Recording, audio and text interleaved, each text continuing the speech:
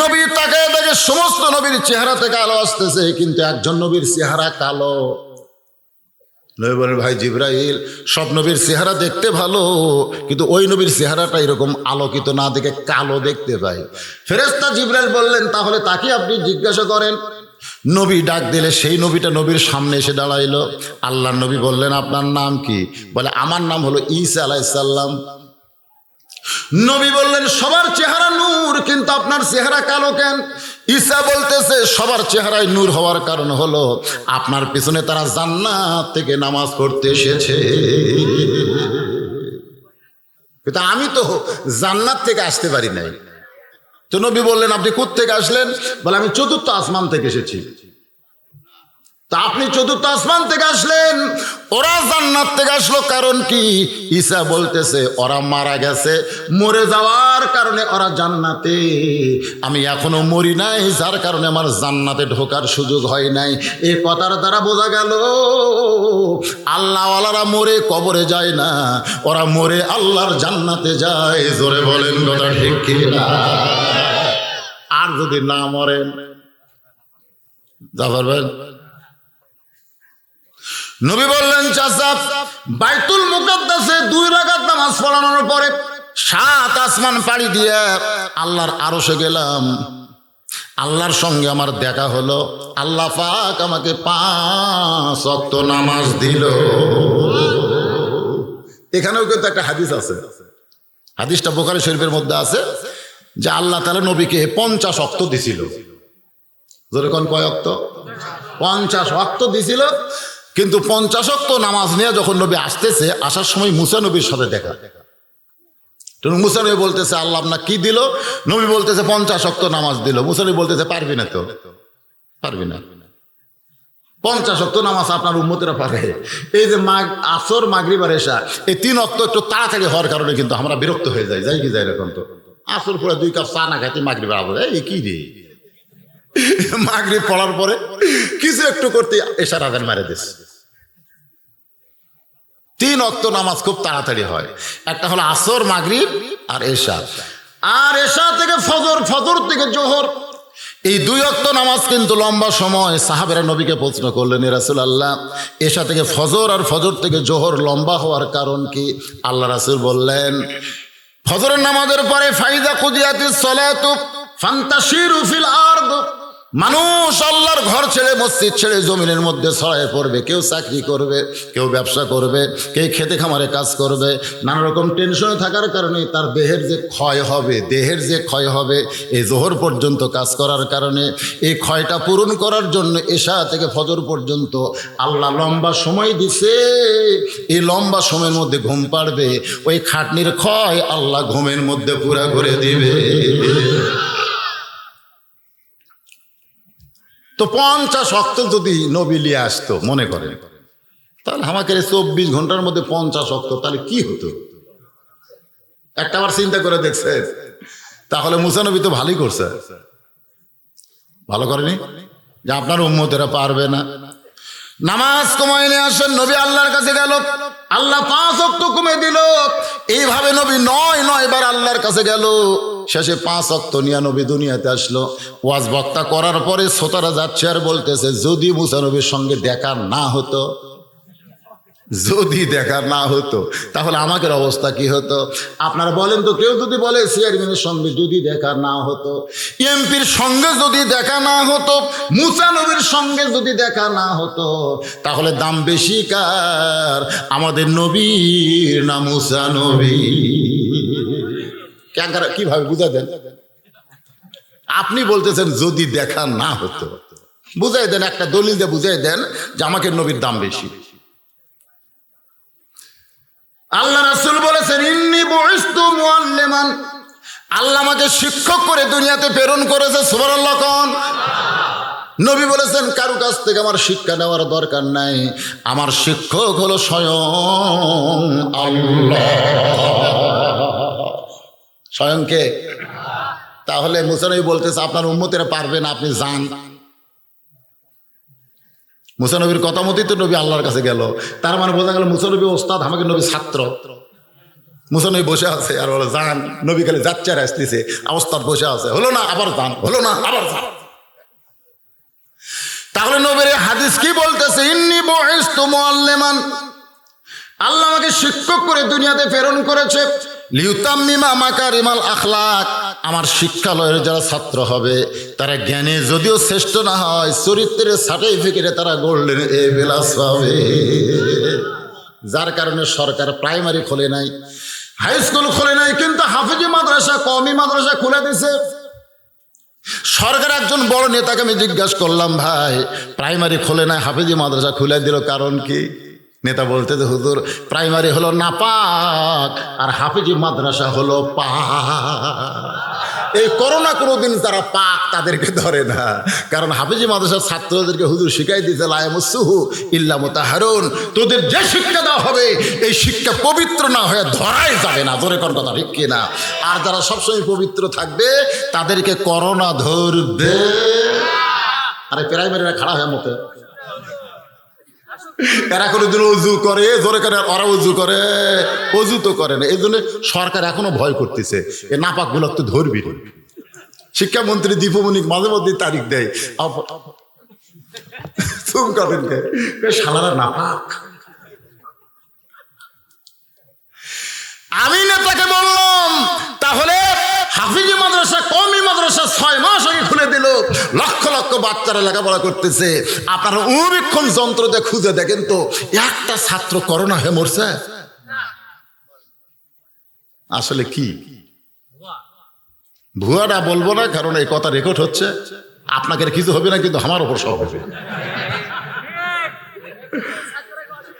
আমি কিছুদিন আগে শোনেন মসজিদের ব্যাপারে ওয়াজ করছি যে আল্লাহর ঘর মসজিদে যখন আমরা ঢুকি তখন একটা পুরস্কার, 2টা পুরস্কারের কথা আল্লাহ বলেছেন, বলে নাই? ফালিয়াবুদু রাব্ব হাযাল বাইত আল্লাযী আত'আমাহুম মিন জু'ইন ওয়া আমানাহুম মিন খাউফ। এটা কার কথা? অথচ গত বছর এই রমজান মাসে কিন্তু করোনা। আমার এলাকার ঘোষণা হলো 5 ওয়াক্ত 5 জনের উপর ঢুকে পারবি না, জুম্মাতে খুব বেশি হলো 10 জন, আর তারাবির 12 জন, এর বেশি ঢোকা যাবে না। 2 হাত ফাঁক ফাঁক করে ডানার লাগবে। সারা জীবন ওয়াজ করছি 3 জায়গা তোমরা ফাঁক করো না, একটা হলো নামাজের কাতার। জোরে কোন কথা ঠিক কি না? আমাকে ওয়াজত সরকার লাঠির বাড়ি মারে 2 হাত ফাঁক ফাঁক। সব কটা গোয়েন্দার গুলা, সিটার বাটপার গুলা চান্স পেল, মানে ওরাই যে 12 জন। মসজিদ কমিটির সভাপতি 1 নম্বর সিটার, সেক্রেটারি হলো 2 নম্বর বাটপার, আর কেশিয়ার সারা সুদখোর। এই সব কয়টা খারাপ গুলো চান্স আছে, আর এই গরিব গরিব ভালো মানুষ ঝুঁকতি চলবি না। এই ওয়াজ আমার ইউটিউব আছে, এই ওয়াজ সিটার বাটপার গুলো চান্স আছে, ভালো মানুষগুলো চান্স পায়নি। অথচ আল্লাহ বলেছেন আমার ঘরের ইবাদত করো, এই ঘরের মালিকের ইবাদত করো, আমি তোমাদের সঙ্গে সঙ্গে 2টা পুরস্কার দেব। 1 নম্বর হলো রিজিকের কোনো পেরেশানি থাকবে না, আর 2 নম্বর পুরস্কার হলো যাবতীয় ভয় থেকে আমি আল্লাহ তোমাদেরকে নামাজের মাধ্যমে নিরাপত্তা দিয়ে দিব। তাহলে যাবতীয় ভয় মানে কি? করোনার একটা ভয়, এই ভয় মসজিদের মধ্যে আছে, বাইরে আছে। আমি ওয়াজ করছি, মাস্ক পরে মসজিদে ঢুকতেছে, আমি বলছি কে ভাই মসজিদে মাস্ক কেন? একটা মেয়ে মানুষ তো বলতেছে ঘর থেকে যখন বাইরে যাবেন তখন মাস্ক পরবেন। তো সবচেয়ে দামি ঘর কোনটা? মসজিদ। নিজের ঘর তো আপনি মাস্ক পরেন না, মসজিদে মাস্ক মুখ দিয়ে ঢুকতেছেন, আপনি ঢোকার সাথে সাথে বেঈমান। এই ওয়াজটা আমার কাহালু টিউন অফিসের কাছে কে যে শুনেছে, অফিসার বলতেছে এখনই গ্রেপ্তার করলি। আমি এই সরকার বিরোধী, মাস্ক বিরোধী, স্যাবলুন বিরোধী ওয়াজ করতে চাই। স্যাবলুন বিরোধী ওয়াজ তো করবোই, যাদের ওযু করার নির্দেশ আছে তাদের স্যাবলুন কোত্থেকে লাগবে? যাদের মুখে দোয়া আছে আল্লাহুম্মা ইন্নী আউযু বিকা মিনাল বারাস ওয়াল জুনুন ওয়াল জুজাম ওয়া মিন সাইয়িল আসকাম, তাদের মুখে মাস্ক লাগবে না। জোরে কোন কথা ঠিক কিনা? তো এই কথাগুলো তো রেকর্ড হচ্ছে, এই কথাগুলো, এই জন্য তো একটু বাজান কি কারণ লাইলাতুল মিরাজের ওয়াজ শুনবেন আপনারা? লা ইলাহা ইল্লাল্লাহ, জোরে লা ইলাহা, লা ইলাহা ইল্লাল্লাহ মুহাম্মাদুর রাসূলুল্লাহ সাল্লাল্লাহু আলাইহি ওয়াসাল্লাম। এখন আপনাদের কাছে আমার প্রশ্ন হলো, আমরা 50 ওয়াক্ত পারবো না, এটা কে বলেছে? মুসা নবী। জোরগণকে এইটা মুসা নবী কখন বলেছে? ওই বাইতুল মুকাদ্দাসের ভিতরে নামাজ হওয়ার আগে না পরে? কথা কয় না। বাইতুল মুকাদ্দাসে নবী দুনিয়াতে নামাজ পড়ে তো আল্লাহর কাছে গেছে, তখন ইমাম কে? মুসা না আমাদের নবী? তাহলে আল্লাহ যাকে ইমাম বানায় দিয়েছে তার জ্ঞান কম না বেশি? বুঝতে হবে।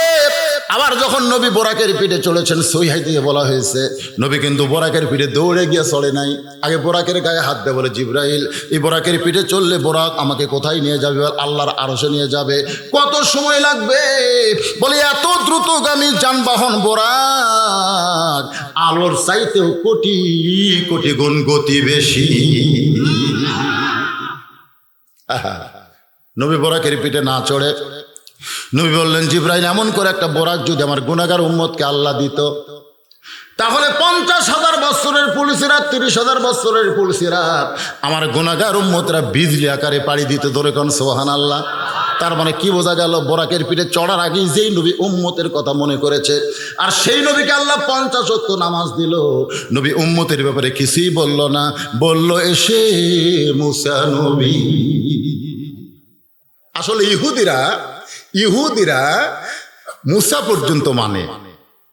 ইহুদিরা ষড়যন্ত্র করলো যে মুসলমানের কাছে তাদের নবীকে খাটো করানোর জন্য এই 50 ওয়াক্ত নামাজ ঢুকে লাগবে।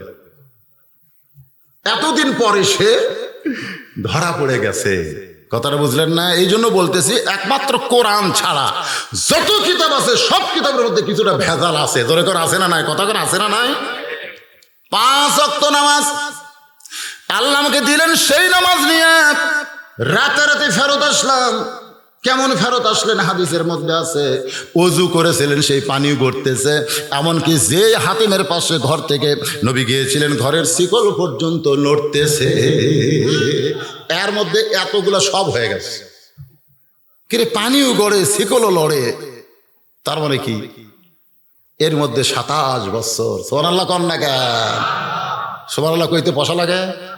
অনেকে আবার চিন্তা করতেছে 27 বছর, এটা ভুয়া কথা। এক বৈজ্ঞানিক বাংলাদেশের হুমায়ুন আজাদ বলছে যে মুসলমানেরা বলে মুসলমানের নবী গ্রহ নক্ষত্র সব কিছু পাড়ি দিয়ে আল্লাহর আরশে গেল।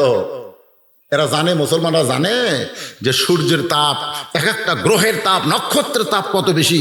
তার মধ্যে দিয়ে একজন মানুষ আল্লাহর কাছে যাচ্ছে, পুড়ে তো সারখার হয়ে যাবে,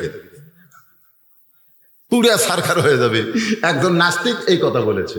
আমি নাস্তিকদের বলি, শোনেন, ওটা অত বড় দলিল দেওয়ার দরকার নেই। এখানে একটা বাতি জ্বলান, একটা বাতি, আগেকার ল্যাম্পো দেখেননি? ল্যাম্পো, আমি কিন্তু ল্যাম্পোর মধ্যে এরকম লোক নিয়ে যেতাম। আমার বাপ, এই কি জানো, আমি দেখতেছি জ্বলতেছে, মানে আগুনের মধ্যে লোক নিয়ে যেত। আপনারা বলেন তো, আমার লোকে কোনো তাপই লাগে না। কেন লাগে না? কারণ আগুনের পোড়ানো শক্তির চাইতে আমার লোকের গতি বেশি। আমার লোক লাগার আগে আমি পার হয়ে চলে যাচ্ছি। তো যদি আমি ধরে থাকি তাহলে কি হবে? পুড়ে যাবে। তো নবী যে বোরাকের পিঠে চড়েছে, ওই সমস্ত নক্ষত্র, সূর্য, তারকারাজের তাপের চাইতো বোরাকের গতি অনেক বেশি। ধরে কেন? এরা বোঝে না, নাস্তিকেরা বোঝে। তো পানি লড়তেছে, তারপরে শিকল লড়তেছে, পানি গড়তেছে। এর মধ্যে আবার 27 বছর কেমনে হলো? মনে করেন বাংলাদেশের প্রধানমন্ত্রীর কাছে আমেরিকার প্রেসিডেন্ট জো বাইডেন আসবে। যেদিন জো বাইডেন প্রধানমন্ত্রীর কার্যালয়ে আসবে, সেদিন প্রধানমন্ত্রী ঘোষণা করে দিল, আমাদের সংসদ ভবন, বঙ্গভবন এলাকায় যত রাস্তা আছে ওই বিমানবন্দর থেকে সমস্ত রাস্তা বন্ধ, কোনো গাড়ি ঘোড়া চলবে না। জো বাইডেন যতক্ষণ না আসবে কোনো গাড়ি ঘোড়া চলবে। আচ্ছা, এই কথা যদি প্রধানমন্ত্রী কয়, আর র্যাব পুলিশ যদি রাস্তার আশেপাশে পাহারা দেয়, একটা গাড়ি ঢুকবে? তাহলে কি? সব বন্ধ, সব বন্ধ প্রধানমন্ত্রীর হুকুমে। এখন আমেরিকার প্রেসিডেন্ট আসতেছে, আসার পর যখন চলে গেছে তখন আবার সব চালু হয়ে গেছে। তাহলে একজন প্রধানমন্ত্রী আহ্বানে আমেরিকার প্রেসিডেন্ট জো বাইডেন আসলে যদি সব কিছু প্রধানমন্ত্রীর হুকুমে বন্ধ হয়, আল্লাহর দোস্ত আল্লাহর আরশে যাবে। যতক্ষণ পর্যন্ত নবী আল্লাহর কাছে ছিল, আল্লাহ তাআলা সব গতিকে বন্ধ করে দিল। আপনার বলেন তো, আল্লাহ পারে কি পারে না? না খালি প্রধানমন্ত্রী পারে।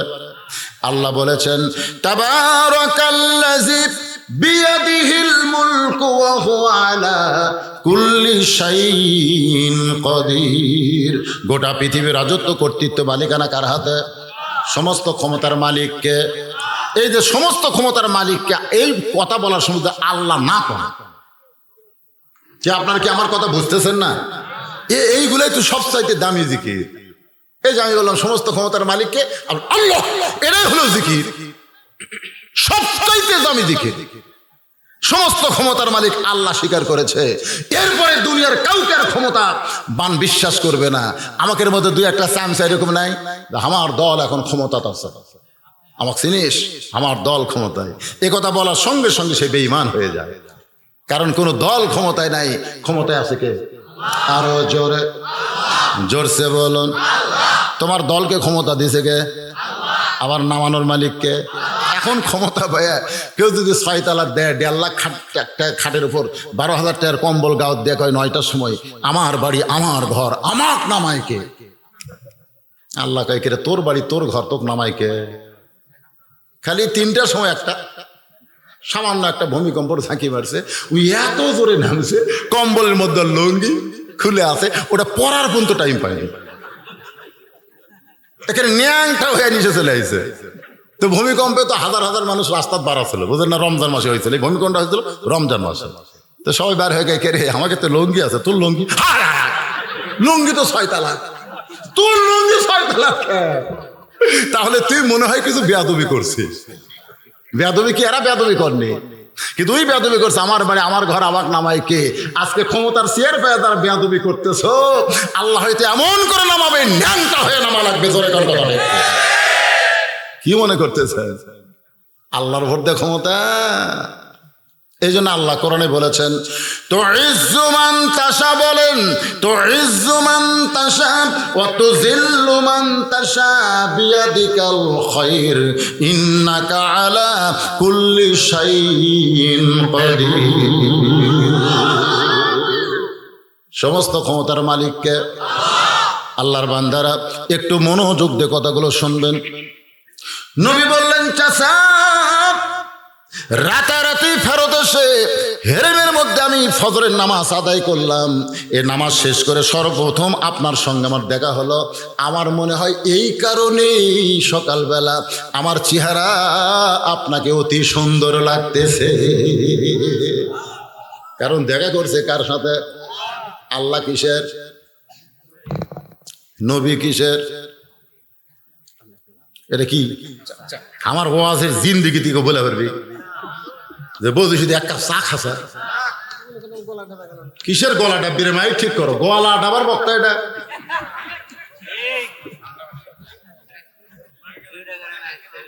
না না না, আপনারা কি কোনো দেখছেন চা খাওয়া? আমি কিন্তু বলেছি আমি চা খাবো। আমি যে চা খাবো না এই কথা বলিনি, আমি বলেছি আমার সামনে বসা জনগণ 1 কাপ করে যখন পাবে তখন আমি চা খাবো। এতগুলো মানুষের সামনে বসে থেকে আমি একলা চা খাওয়া, এটা খাওয়ার জন্য চরম বেয়াদবি। জোরে কথা ঠিক কি? খাওয়ার আদব নাই, আদব মতো খাওয়া। মসজিদের মধ্যে যতক্ষণ একলা একলা বসে আছে কিলেও, কিন্তু এতগুলো মানুষ দিয়ে একলা চা খালে জিবা জান আল্লাহ ফুটে দেয় রে।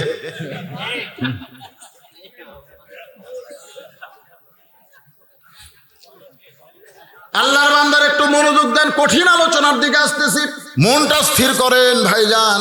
আবু জেহেলকে রাসূল বলতেছেন এই কারণেই মনে হচ্ছে আমার চেহারা আপনার কাছে অতি সুন্দর, কারণ দেখা করছে কার সাথে? আল্লাহ কিসের তৈরি আর নবী কিসের তৈরি?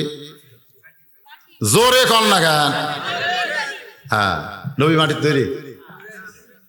দেখেন এখনই কাম হয়ে যাবে, এখনই 2 দল হয়ে পিটাপিটি শুরু হবে। এই যে একটা গান আছে, নবী মোর নূরে খোদা তার নূরে সকল পয়দা, আদমের কলহ বেতে তারি নূর রোশনই, নবী মোর পরশমণি, নবী মোর সোনার খনি, নবী নাম ভাবে যেজন সেই তো দোজাহানের ধনী।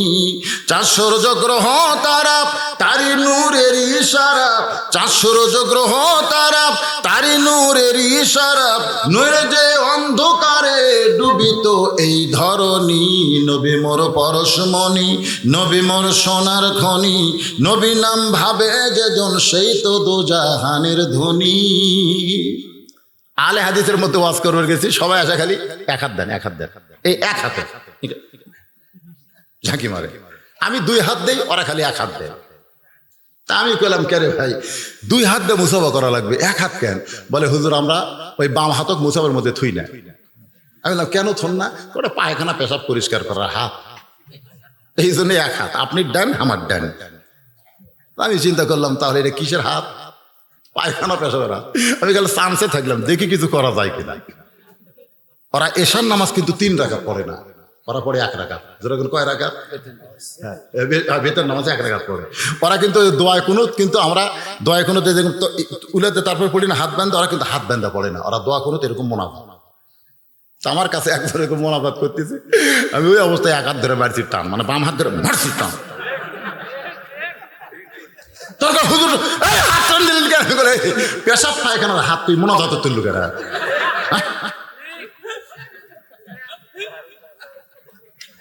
তখন কয় হুজুর আপনার সাথে, তাহলে 2 হাত দেখো। আমি চিন্তা করলাম নবী কিসের তৈরি? একজন বক্তা ওয়াজ করতেছে নবী মাটির তৈরি, নবী মাটির তৈরি, কিন্তু যখন ওসমান গনির কথা বলতেছে তখন বলতেছেন ওসমানো জিন্নুরাই। আমি সেই বক্তাকে বললাম, কে রে ভাই নবী মাটির তৈরি আপনি বললেন, আর ওসমান জিন্নুরাইন কেমনে হয়? ওসমান 2টা নূরের অধিকারী কেমনে হয়? বলে নবীর 2টা মেয়েকে বিয়ে করেছে, এই জন্য ওসমান জিন্নুরাইন 2টা নূরের অধিকারী। তাহলে নবীর মেয়েরা যদি নূর হয় তাহলে বাবা কেমনি মাটি হয়? তখন হুজুর এটি তো বুঝতেছি না। বুঝিস না সে হতেও মারিস কারা?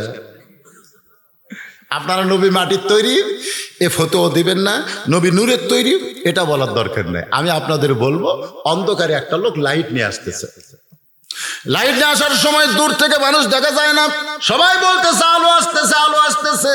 আপনারা বলেন তো আলো কি আসে না নিয়ে আসতেছে? আলো নিয়ে আসতেছে। যখন আপনার কাছে ওই আলোওয়ালা আসলো তখন আপনার কাছে কিসের দাম বেশি? আলোর দাম বেশি না আলোওয়ালার দাম বেশি? আসল নবীকে যদি শুধু নূর বলেন তখন নবীর দাম কমে যাবে। নবীকে আমরা সকলে বলবো নূরওয়ালা। জোরে কোন কিওয়ালা?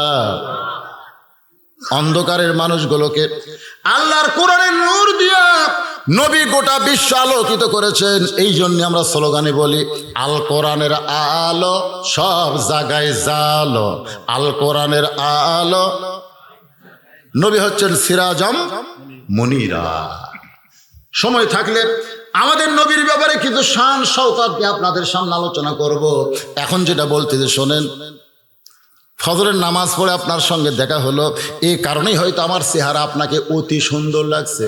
সঙ্গে সঙ্গে আবু জেহেল চিল্লায় বলতে, পাগল পাগল পাগল। নবী যতক্ষণ বলেছে ততক্ষণ কিন্তু আবু জেহেল কোনো কথা বলে নাই, কিন্তু কথা শেষ করার সঙ্গে সঙ্গে আবু জেহেল বলা শুরু করলো পাগল। নবী চমকে বলে, চাচা আমার মধ্যে পাগলামি কি দেখলে? বলে পাগলামি দেখলাম হলো তুই যে 7 আসমান পাড়ি দিয়ে আল্লাহর আরশে গেছিস ওই সম্পর্কে আমার কোনো খবর নাই, কিন্তু তুই যে বাইতুল মুকাদ্দাসে 2 রাকাত নামাজ ইমামতি করছিস ওই বাইতুল মুকাদ্দাস সম্পর্কে আমার খবর আছে। ওখানে আমি এ পর্যন্ত 2 বার ভ্রমণ করেছি, যেখানে যাইতে লাগে 30 দিন, আসতে লাগে 30 দিন। আর তুই কইলি আজকে রাত্রেবেলা ওই জায়গায় 2 রাকাত নামাজ পড়াইছিস। কোন সুস্থ মস্তিষ্কের লোক এমন গাঁজা করে কথা বলতে পারে না। এই কথা বলে আবু জেহেল যখন চলে যাচ্ছে, নবী আমার জোড়হাত করে বলে, চাচা আপনি আমাকে 1,00,000 বার পাগল বলেন, আপনি আমাকে 1000 বার পাগল বলেন, আমার কোনো আপত্তি নাই, কিন্তু আপনি পাগল পাগল বলে কোথায় যাচ্ছেন?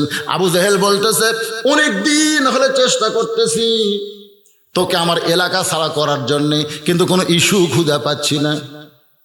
কারণ কিছুদিন হলে আমি দেখতেছি জনগণ আসার সময় আমার বাড়ির দিকে থুতে দেয়।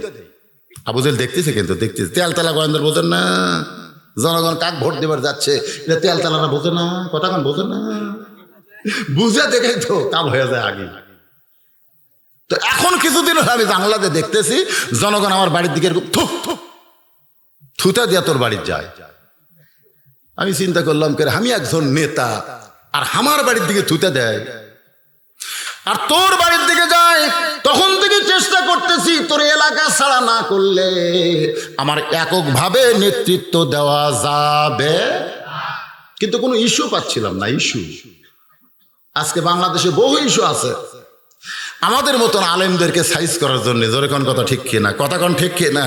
এর আগে একটা ইস্যু ছিল ভাস্কর্য, জোরে কোন কি সাইজ করছে। প্রত্যেক থানার যায় দেখবেন 23 জন বক্তা, কোনো থানাতে 19 জন বক্তা, তালিকা চলে যাচ্ছে। থানার তালিকা আছে চোর ডাকাতের, আর এখন আসতেছে আলেমে গেলে। এখন কোন মাহফিলে যদি পুলিশ দেখেন তাহলে সকলেই চিন্তা করে এই পুলিশগুলো আলেমক ধরে বেড়াচ্ছে। পুলিশ ধরবি কাক? ভালো মানুষ হোক না খারাপ হোক? এ কথা কান না কেন? ভালো মানুষ না খারাপ? আজকে যাত্রা আবার তোর হাট গান বাজনার জন্য থানা টানা কোনো জায়গায় যাওয়া লাগে না। কোরআনের মাহফিল করতে গেলেই আজকে আমাদের অনুমতি তালাশ করা লাগে। জোরে কোন কথা ঠিক কি না? আরে সব কিছু চলবে, কিন্তু কিছু জায়গার উপরে নির্দেশিকা দেওয়া হবে মুসলমানেরা, ইন্না লিল্লাহি ওয়া ইন্না ইলাইহি রাজিউন। যখন আবাদ পুকুর হাটের অনুমতি লাগবে না, কোরআনের মাহফিলের অনুমতি লাগবে, এটা মুসলমানের সবচাইতে বড় বিপদ। তখন ইন্না লিল্লাহ বেশি বেশি আমল করা লাগবে। আমার কথা কি বুঝতে পারতেছেন? এক দৌড় এমন এক জনের কাছে আইছে যেটা আবার নবীর মাদ্রাসার 1 নম্বর ছাত্র। নাম কি? আবু বকরের দরজায় আবু জেহেল দাঁড়াইছে। আবু বকর বলে আবু জেহেল যখন চিৎকার দেয়, হযরত আবু বকর সকালবেলায় চমকে উঠছে। এত বড় নেতা সকালবেলায় আমার বাড়ির দরজায়, আমার মনে হয় নেতা বিপদত পড়ছে। আপনার বলেন তো, বড় বড় নেতাদের বিপদ কি? নেতাদের বিপদ কি? হায়রে হায়রে, নেতাদের বিপদ হলো 5 বছর পর ভোট চাওয়া। ধরে কোন কি চাওয়া? গাড়ি নিয়ে 5 গাড়ি নিয়ে এমপি সাহেব এমপি ইলেকশন করবে, দাঁড়াইছে। 5 গাড়ি নিয়ে আসতেছে, এক ফকির যাচ্ছে রাস্তা দিয়ে। ড্রাইভারকে এমপি বলতেছে গাড়ি থামা। ড্রাইভার বলতেছে স্যার এখানে তো কোনো মানুষজন নাই, আপনি তো মানুষ দেখলে গাড়ি থামান, এখানে তো মানুষজন নাই। বলে ওটা কে আসতেছে? তো ড্রাইভার বলতেছে ওটা ফকির আসতেছে। কই ভোটের আগে? এটা হলো ভোটের আগে, থামা। গাড়ির থেকে নামায় এমপি ইলেকশনে দাঁড়াইছে। আসসালামু আলাইকুম চাচা, কেমন আছেন? ফকির খেলে চারিদিকে তাকায়। তো কি দেখেন? বলে বাবা তুমি কাক সালাম দিলে? আপনাকে দিলাম, আমি ভিক্ষা করে খাই। ভোটের আগে চাচা আপনিও যা, তালুকদারও তাই। বড় বড় নেতারা পরে ভোটের আগে বেকায়দায়, কিন্তু বর্তমানে যে সিস্টেমে ভোট চলতেছে আর বেকায়দা নাই। কথা ঠিক না, কিন্তু আমরা ছোটবেলা দেখছি। আয় আয় চাচা বাড়িতে আছেন? বাড়ির চাচি বলতেছে তোমার চাচা তো আবাদ পুকুরে আছে। ঠিক আছে ওখানেই যাচ্ছি। আবাদ পুকুর যায়, চাচাকে ধরে বলতেছে আপনার বাড়িতে গেছিলাম চাচা, কিন্তু চাচি করলো আপনি হাটে আইছেন, তা আপনাকে খুঁজতেছি। তো চাচা বলতেছে খোঁজার কারণ কি? ভোটের ডালাছো? আপনি কেমনি বুঝলেন? বলে বাংলাদেশের লোকেরা ভোট যখন দাঁড়ায় তখন সব মানুষকে খোঁজে। আবু বকর চিন্তায় পড়ে গেল, এত বড় নেতা সকালবেলা আমার বাড়ির দরজায়। দরজা খুলে বলতেছে ও নেতা এই সকালবেলায় আমার বাড়ির দরজায় কেন? আবু জেহেল বলতেছে আবু বকর তুমি কি জানো তোমার নবী পাগল হয়েছে? শোনেন, তুমি কি জানো তোমার নবী পাগল হয়েছে?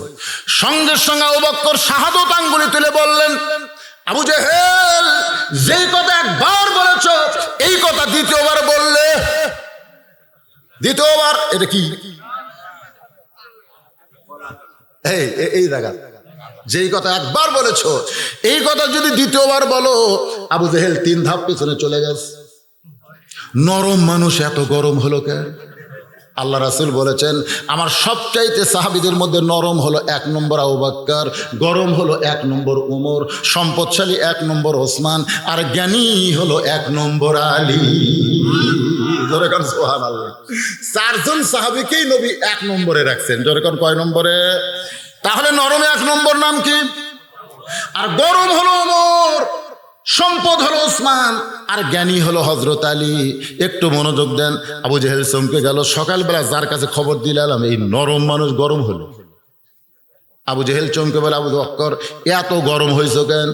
আবু বকর বলতেছে রে আবু জেহেল আল্লাহ নবীর নবীর বিরুদ্ধে কথা শোনার পরে, কথাটা খেয়াল করবেন, আল্লাহ নবীর বিরুদ্ধে কথা শোনার পরে কেউ যদি নরম ভূমিকা পালন করে, আল্লাহ বলেছেন সে মুসলমান থাকবে না, সে মুনাফিক হয়ে যাবে। আমিনান নাসি মান ইয়াকুলু আমান্না বিল্লাহি ওয়া বিল ইয়াউমিল আখিরি ওয়া মা হুম বিমুমিনিন। আমাদের বাংলাদেশে ওই যে ফ্রান্সের ম্যাক্রো, আপনার নাম শোনেন নাই কিছুদিন আগে?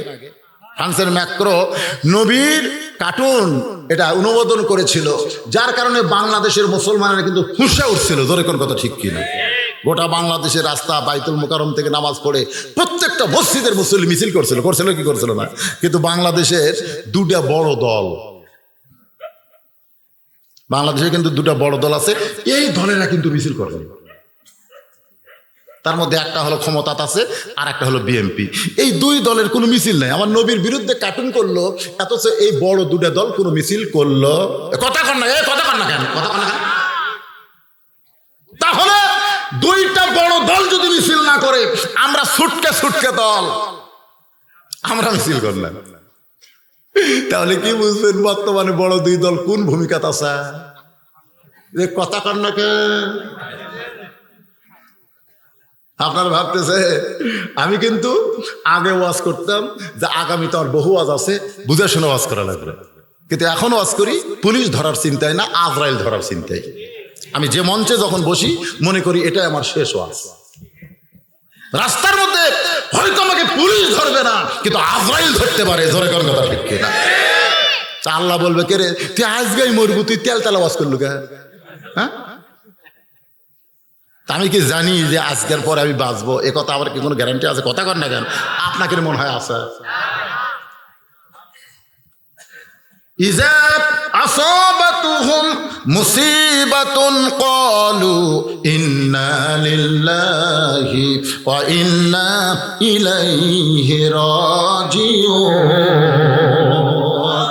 সবচাইতে বড় বিপদ হলো মানুষের নিকটতম মৃত্যু, সেই মৃত্যুকে দূরে রাখা।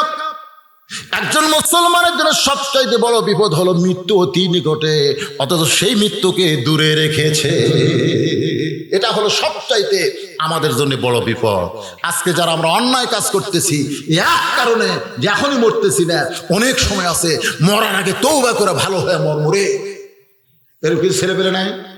জিজ্ঞাসা করা হয় কে বাবা চলো মসজিদে যাই, না হুজুর আমার দাদাই বেঁচে আছে, ওর দাদা বেঁচে আছে, ওর বাপ বেঁচে আছে। আজরাইল কি সিরিয়াল ব্রেক করবে নাকি?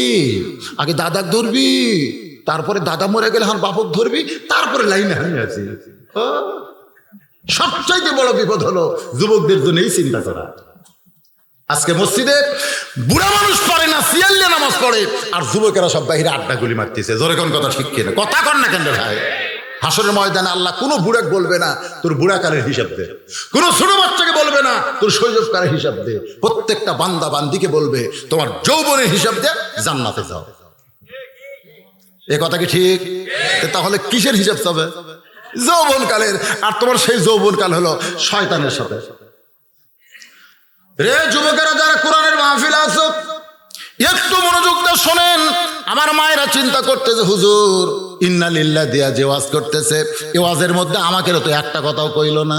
আমি আমার মা বোনদের জন্য মাত্র 5টা মিনিট ওয়াজ করবো, অসুবিধা আছে আপনাদের? বাজান গো, আল্লাহ নবী মদিনায় মা ফাতেমার ঘরের মধ্যে গিয়ে মুস্কি মুস্কি হাসতেছে।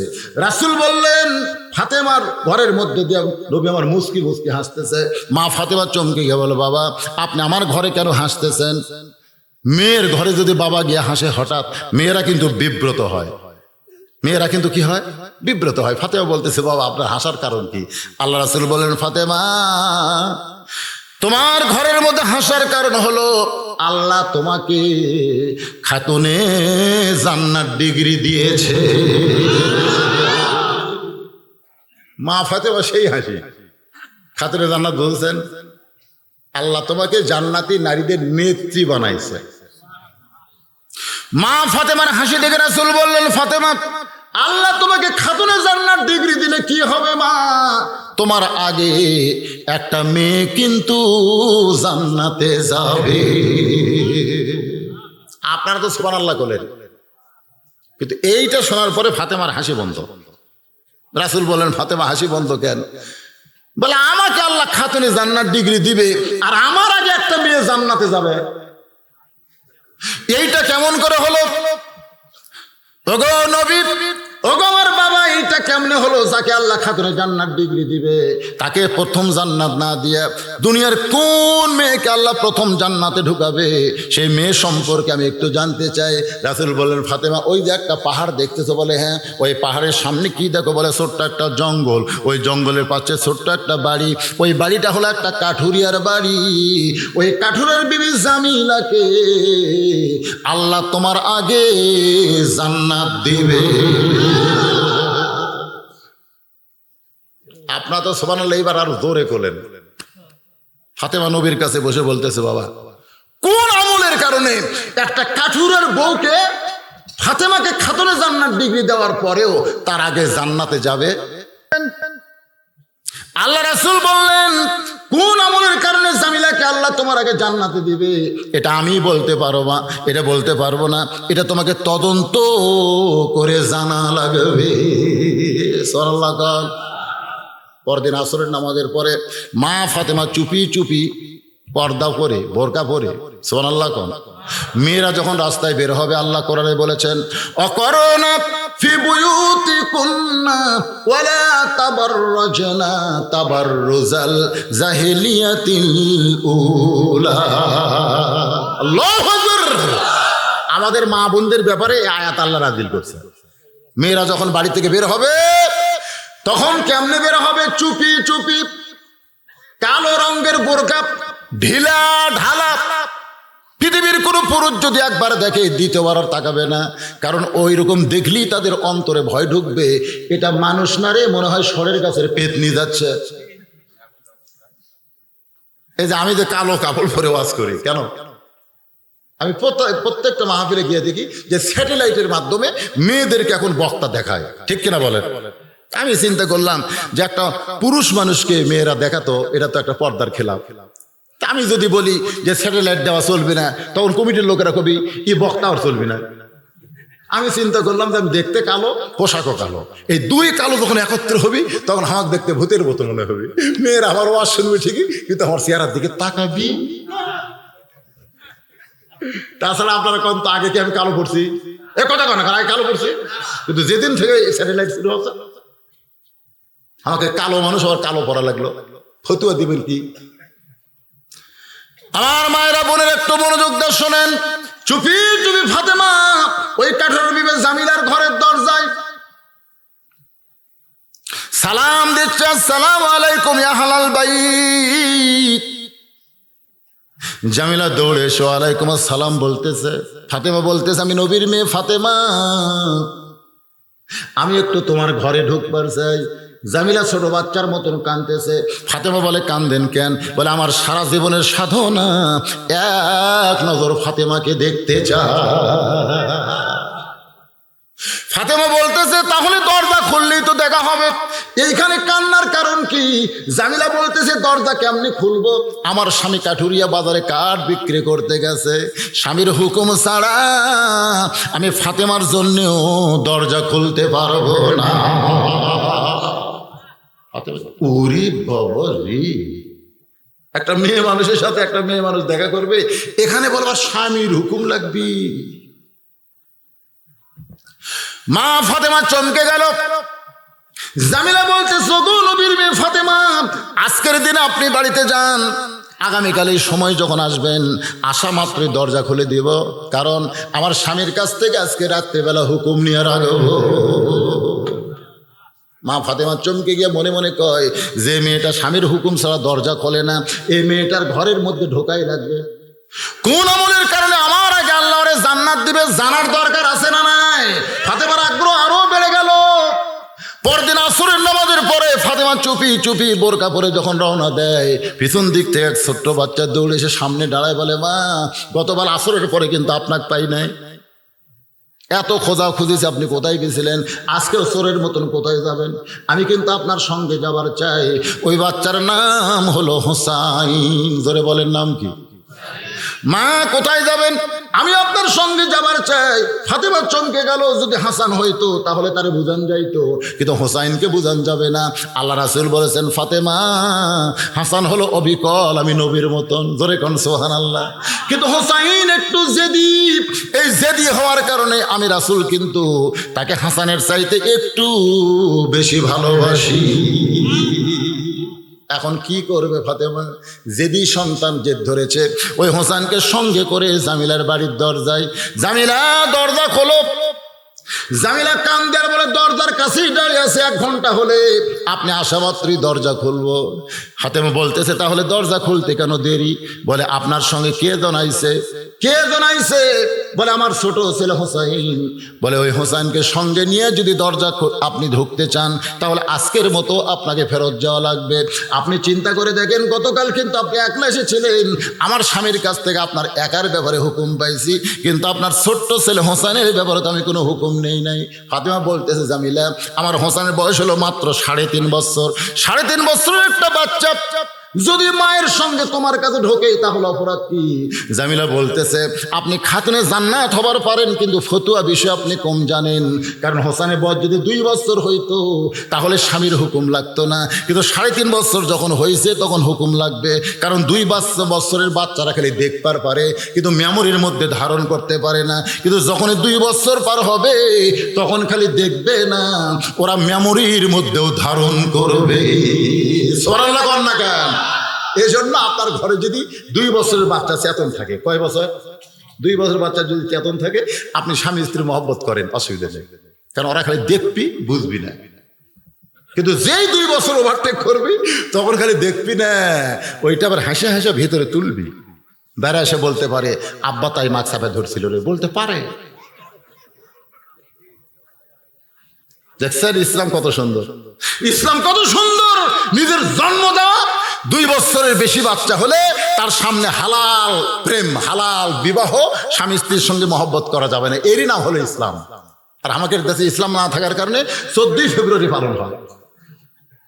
কাকি মাসে কুত্তা যেমন জোড়া লাগে, 14 ফেব্রুয়ারিতে তেমন জোড়া লাগে। জোরে কোন কথা? কথা কন না গে ছেলেরা, কথা কন না কেন? সরকার তো ধর্ষণ মুক্ত বাংলাদেশ করবার চায়। যারা ধর্ষক ধরা পড়বে তাদেরকে মৃত্যুদণ্ড দিবে, এটা হলো সরকারের আইন। এই আইন যখন পাশ হলো, আমার চোখের পানি। তখন এক ছেলে বলতে, হুজুর, এই আইন কি আপনার পছন্দ হয়নি? তাই বললাম, তোমাকে খবর কি? বলে, ভালো আইন করছে, ধর্ষকের মৃত্যুদণ্ড, আর ধর্ষণ হবি না। আমি বললাম, আইন তো ভালো রে বারে, কিন্তু ধর্ষণ করবো তুই আর হামাক দিবি জেল। তখন হুজুর এটা কি কথা? আমি বললাম, ধর্ষণ কে করছে? দেল্লু শিকদার। বিচারক নিজেই কইছে, এখানে দেলোয়ার সাইদির কোনো বিচার হচ্ছে না, এখানে বিচার হচ্ছে দেল্লু শিকদার। দেল্লু শিকদার করলো ধর্ষণ, উই করলো রাজাকারী, আর সাইদি হুজুর বন্ধ থলো কে? বুঝতেছি না, এটাই আইনের মার্কা। কাম করবো তুই আর ফাঁসি হবে আমার। বুঝিস? একটা ধর্ষকের ফাঁসি হবে না, আইনের মারফাস আছে। জোরে কোন কথা ঠিক কিনা? যদি ফাঁসির কার্যকর হয়ে যায় তখন রাষ্ট্রপতির কাছে দরখাস্ত করবি, রাষ্ট্রপতি বলে মাফ করে দিন, আর আমার গুলা মাফ করবি। আল্লাহর বান্দারা, ইন্না লিল্লাহি ওয়া ইন্না ইলাইহি রাজিউন। বিচারকের চেয়ারে বসে যখন তারা আইন নিয়ে ন্যায় বিচারণ করবে না, এটাই হলো মুসলমানের সব চাইতে বড় বিপদ। বেশি বেশি কি পড়া লাগবে? ধরে পড়েন, ইন্না লিল্লাহি ওয়া ইন্না ইলাইহি রাজিউন। সঙ্গে সঙ্গে হোসেন বলতে, মা, এই খারাপ মেয়ের দরজায় কেন আইছেন? যে মেয়েটা আমার মায়ের জন্য দরজা খোলে না, আমি ছোট্ট হোসাইন, আমার জন্য দরজা খোলে না, এই মেয়েটা হলো অত্যন্ত খারাপ। সঙ্গে সঙ্গে ফাতেমা হোসেনকে বুকের মধ্যে নিয়ে গালে মুখে চুমাতে বলতেছে, বাবা, তুমি যারে খারাপ বলতেছো, তোমার নানা বলেছে ওই মেয়েটা তোমার মায়ের আগে জান্নাতে যাবে। মায়ের মতন আপন কেহ নাই রে দুনিয়ায়। সবাই বলেন, মায়ের মতন আপন কেহ নাই রে দুনিয়ায়। কি বলবো প্রসবের কথা, মা বিনে সেই ব্যথা কেউ তো বুঝিবে না। মাজন ঠেকিয়া সন্তানের দায়, অকালে মা প্রাণ হারায়। কেন সে মায়ের ভক্তি করো না, এমন দরদি ভবে কেউ হবে না আমার মা গো। আপনারা বলেন তো, মায়ের চাইতে এই দুনিয়াতে আপনার আপন কেউ আছে? কতক্ষণ আছে? কেউ নেই। অথচ বউ আর শাশুড়ি বসে আছে। ছেলে বলতেছে, আম্মা আম্মা আবাদপুকুর বাজারে যাচ্ছি, আপনি কি খাবেন? ডাব খাবেন না গ্লুকোজ খাবেন? বউ বলতেছে, আমার মাও দুটোই খায়। ওই এখন ব্যাগ না বের হচ্ছে, ঠিক আছে আম্মার জন্য ডাবও আনবো গ্লুকোজ আনবো। ব্যাগ না বের হচ্ছে, দরজাত মা খাড়া হয়ে আছে, দরজাতে মা খাড়া হয়ে আছে। ওই মায়ের দিকে না তাকে মাথা নিচু করে যাচ্ছে। আবার পুকুর হাটে যাচ্ছে, ব্যাগ লিয়া মাথা নিচু করে। মা বলতেছে, বাজার 3 দিন হলে তোকে দেখিনি বাবা, শুধু এক নজর দেখার জন্য কতদিন দরজায় আসিস, তুই যে মাথা নিচু করে চলে যাস। আমি তোর মা, আমারে কি তোর দেখতে মন চায় না? আজকে 10 দিন আগে পান সুপারি কিনে দিছিস, 10টা দিন হলে পান সুপারি কিনে দিছিস বাবা। আজকে বাজারে যখন যাস, বেশি লাগবে না রে, মায়ের জন্য 10 টাকার একটু পান সুপারি নিয়ে আসিস। ছেলে বলতেছে, এই জন্যই তো তাকাই না, খালি তোমার খাই খাই, খালি খাই খাই, খালি খাই খাই। এখন আপনারা চিন্তা করেন, শাশুড়ির জন্য ডাব কিনবে, গ্লুকোজ কিনবে, ওই জায়গায় কোনো গল্প না। আর মায়ের জন্য খাই খাই বলতেছে। সমাজে এইরকম বেটা আছে না? না, আমি আপনাদের বলবো, আপনি শাশুড়ি খাওয়াতে পারেন, অসুবিধা নাই, কারণ শাশুড়ি হলো নফল আর মা হইল ফরজ। শাশুড়ি কি আর মা কি? আগে ফরজ আদায় করেন, ফরজ আদায় করে যদি নফল আদায়ের সুযোগ থাকে করেন, না করলে কোনো পাপ নাই। আপনি বইয়ের বাড়িতে, আপনার বাড়িতে শাশুড়ি যদি না খেলে বেটা দেন, একটা পাপ হবে না, একটা পাপ হবে না। কথা বল না কেন? মেয়েগুলো বুঝুক। হ্যাঁ, বহু মহিলা আছে, ওদেরকে বুঝান দরকার আছে না নাই? কারণ বউগুলো দেখেন, আমার শ্বশুর আসবে সোমবারে, শনিবার থেকে বউ আমার কান গরম করতে চায় যে সোমবারে আমার আব্বা আসবে। আব্বা কিন্তু ইয়া খায়, ওই যে ট্যাংরা মাছ খায়, পাতাসে খায়, জিওল মাছ খায়, ইলিশ খায়, এশিয়ার দই মিষ্টি খায়। আরে হসে রে, হসে হসে। আমি সব কিনে দিছি, 17 প্রকার আইটেম আমার শ্বশুর খাওয়াচ্ছে। আমি দূরে থেকে দেখি, শ্বশুর বারবার বলতেছে, আর খামো না মা। আর বউ বলতেছে, আরে 1 টুকরা খান আব্বা, আরে 1 টুকরা খান। আমার শ্বশুর এক সময় রাগ করে বলতেছে, এই জন্যই তো আসবার চাই না, তুই খেয়ে খেয়ে আমার হাল দিবি। কিছুদিন পরে দেখি আমার বাবা বসে বিস্কুট দিয়েছে 1 থালি, বাবা খায়। আমি দূর থেকে তাকায় দেখি এভাবে আঙ্গুল আমার বাবা দাঁতের মধ্যে ঢুকে বিস্কুট খায়। আমি বললাম, কে রে? গোস্ত খালে মানুষ দাঁত খিলাল করে, বিস্কুট খায় দাঁত খিলাল করতেছে। আমি আস্তে আস্তে বাবার কাছে আসলাম। বাবা একটা কথা আমাকে বলতেছে, বাজান যতদিন আমি আসি প্রত্যেকবার এই বিস্কুট দেয়, তুই কি ভালো বিস্কুট কিনিস না? শেতানা বিস্কুট দেয়, দাঁতের সাথে লেগে যায়, আমি কি ভালো কিনি না? শেতানা দেয়। তখন আমি বুঝলাম, তোর বাপ আসলে 17 আইটেম, আর আমার বাপের শেতানা বিস্কুট। কি করা যায়? কি করা যায়? আল্লাহর কোরআন বলতেছেন, আল্লাযী খালাকাল মাউতা ওয়াল হায়াতা লিয়াবলুয়াকুম আইয়ুকুম আহসানু আমালান ওয়া হুয়াল আজিজুল গফুর। আল্লাহ বলেছেন, সুন্দর আমলের পরীক্ষা হবে। তোর কাছে শ্বশুর বড় না বাপ বড়? কথা কর না কেন? হাসান আমল মানে কি সুন্দর আমল, লিয়াবলুয়াকুম, তোমাদের পরীক্ষা করা হবে। আমি চিন্তা করলাম, যেই বাবা না খাইয়া আমাকে লেখাপড়া শিখাইছে, যেই বাবা মাটির বিছনায় শুয়ে আমারে খাট বানায় দিছে, আজকে সেই বাবা শেতানা বিস্কুট খায়, আমার সুন্দর আমল কি? আমি আস্তে আস্তে ঘরে গেলাম, বুঝবার দিলাম না। ঘরের মধ্যে গিয়ে, উদউ ইলা সাবিলি রাব্বিকা বিল হিকমাহ, হিকমত অবলম্বন করে মুচকে হাসি দিচ্ছি আর বউ ডাকতেছি। বউ মনে করতেছে হাসতে হাসতে যখন ডাকতেছে, তো ঘরের মধ্যে যেই গেছে, যা মাত্র বউকে এই সাইড করে দিয়ে আস্তে করে আমি দরজার সিটকে লেগে দিলাম। আমার বাপ বিস্কুট খাওয়া বন্ধ করে বলে, বুঝলো এই বউকে ঘরের তোলা সিটকে দিলি কেন রে? আমি বললাম, বাবা একটু ধৈর্য ধরেন, ইন্নাল্লাহ মা'আস সাবিরিন, আমি একটু সুন্দর আমল করবো আব্বা, একটু ধৈর্য ধরেন। আমার বাবা ধৈর্য ধারণ করলো, আমি কিছুই করি নাই। ওই আবু বকর যেরকম আবু জেহেলকে এরকম দেখাছে, মন নাই? এই জায়গাতে আসতে খুব জোরে না, কেরে ফকরের বেটি, তোর বাপ আসলে 17 আইটেম আর আমার বাপ 7 বিস্কুট। তুই যদি মহিলা যাস সকালবেলা বিকালে বিয়ে করব, ইসলামের শরীয়ত আমাকে আটকাবে না। কারণ তুই কি মনে করছিস আমাকে মেয়েরা ভালোবাসে না? প্রত্যেকটা মাহফিলে পুরুষের চাইতে মেয়েরা আমার ওয়াজ বেশি শোনে। খালি যদি শুনে বোঝে বউ মরছে, বউ মেয়ে কিন্তু লাইন ধরে ধরে কথা ঠিক।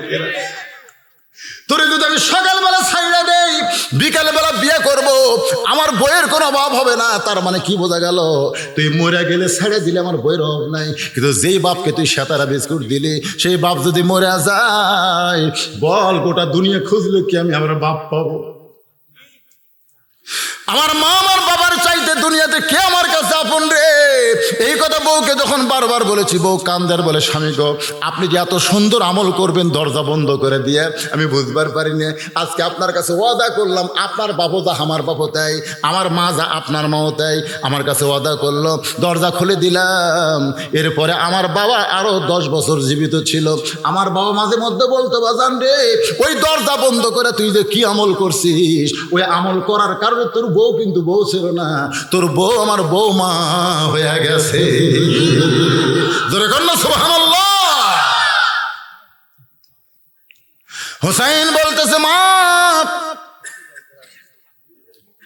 এই খারাপ মেয়ে যদি তোমার আগে জান্নাতে যায়, আর সেই কথা যদি না না বলে থাকে, তাহলে আসল জায়গা যাওয়া লাগবে। আসল জায়গা, এই ছেলেরা কি কি করতেছে?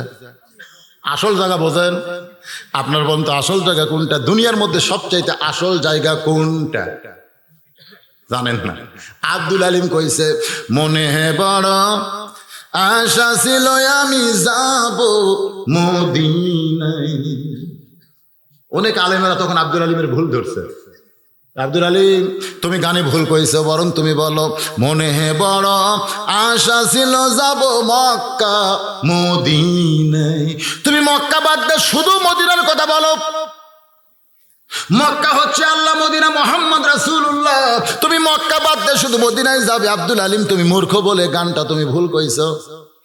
আব্দুল আলিম হাজার হাজার আলেমকে সামনে নিয়ে বলতেছেন, কুল হে রাসূল আপনি বলেন, ইন কুনতুম তুহিব্বুন আল্লাহ ফাত্তাবিউনি, কে যদি আমি আল্লাহকে পাওয়ার চাই, আপনি নবী ছাড়া পাওয়ার কোনো উপায় নাই। সবাই বলেন উপায় নাই রে, উপায় নাই রে, উপায় নাই, নবী বিনে আল্লাহ পাওয়ার উপায় নাই।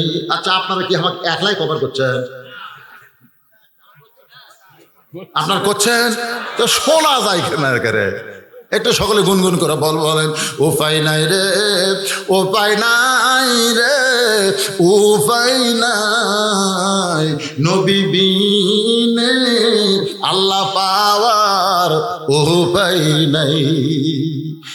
একটা মেয়ে মা ফাতেমাকে নিয়ে এসে নবীর কাছে, সুবহানাল্লাহ কোন নবী আমার মুসকে মুসকে হাসতেছে, ফাতেমা এই পাগলাটা তোরে আমার কাছে কেন আনছে? সুবহানাল্লাহ কোন আদরের ছোটে নবী মাঝে মধ্যে হোসেনকে পাগলা কইত, কারণ নবী আছে শেষ দা, তুই পিঠের উপর চলে চল ঘোড়া চল, চল ঘোড়া চল, তার মানে কি বুঝতেছে?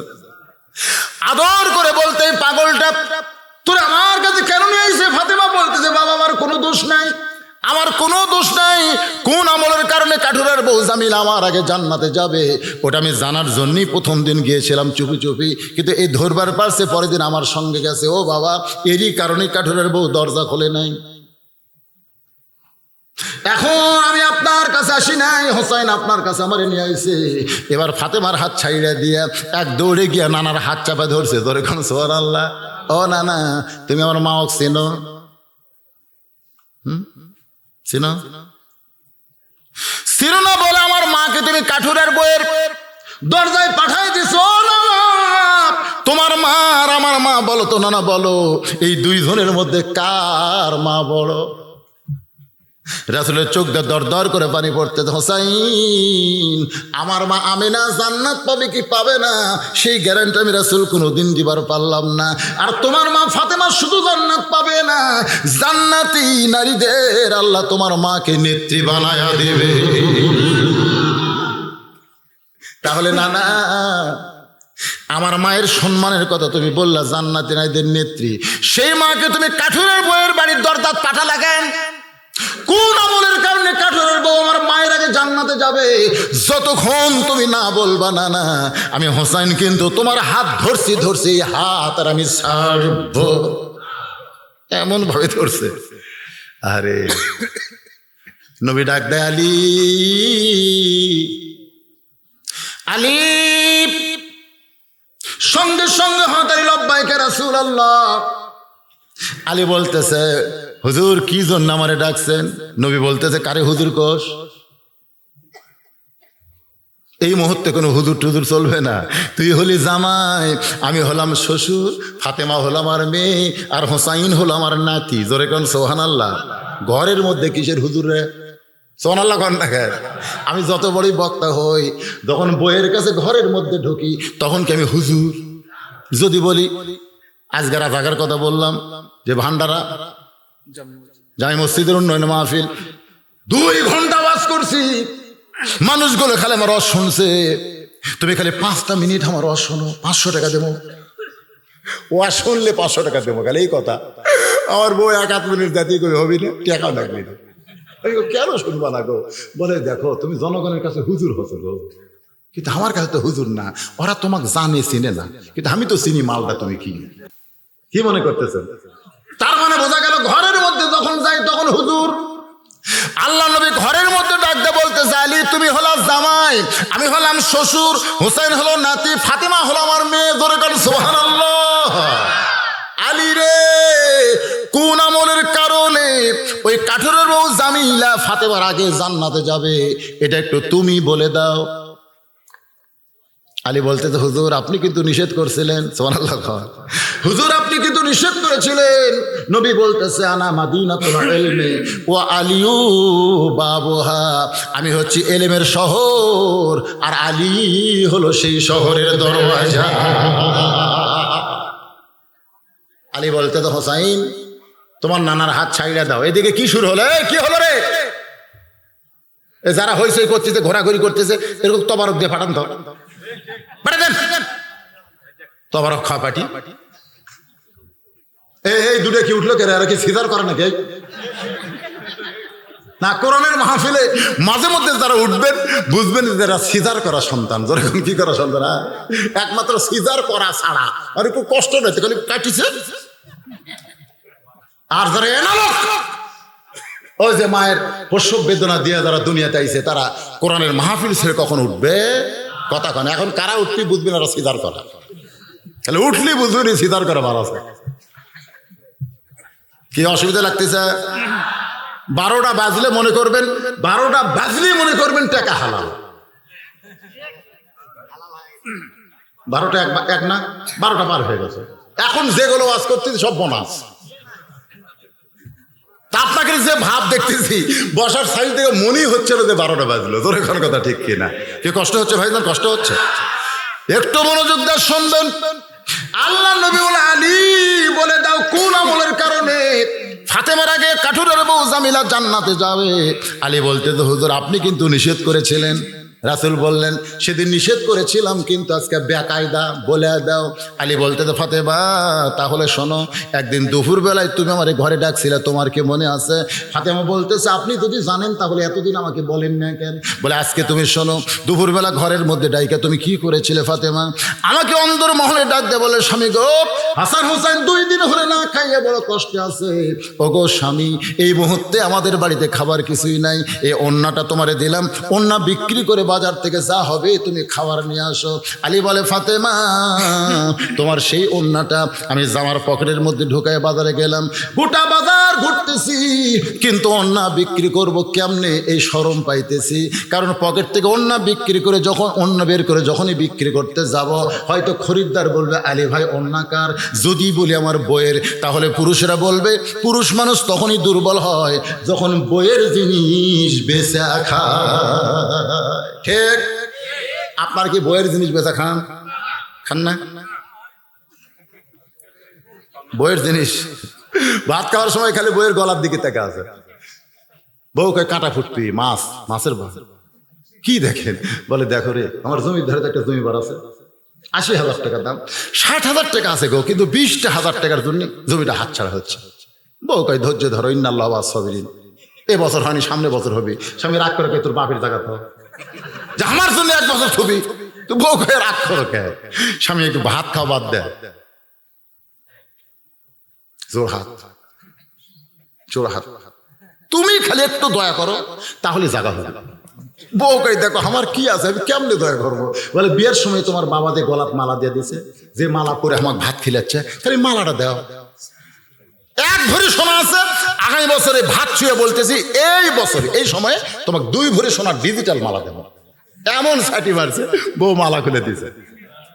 ওই বিক্রি করে জমি লিছে, 1-1 বছর হয়ে গেছে। ওই তারিখে বউ বলতেছে কে গো, গত বছর এই দিনে গলার মালা খুলে দিলাম, 1 বছর পরে 2 ভরি সোনার ডিজিটাল মালা দেবে, এখন পর্যন্ত কিন্তু মালা দেন নাই। স্বামী খালি মুসকি মুসকি হাসে।